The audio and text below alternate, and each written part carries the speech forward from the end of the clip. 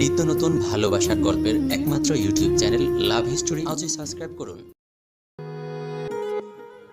অপেক্ষা বস্তুটি ক্ষণিকের জন্য হলে ভালো হতো, তবে আর মানুষকে সময়ের পথে থাকতে হতো না।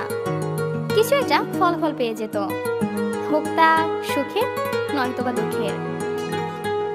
ভালোবাসা নিয়ে যখন ভাবি, সব ভালোবাসাতেই কেমন যেন একটা স্বার্থের গন্ধ খুঁজে পাই।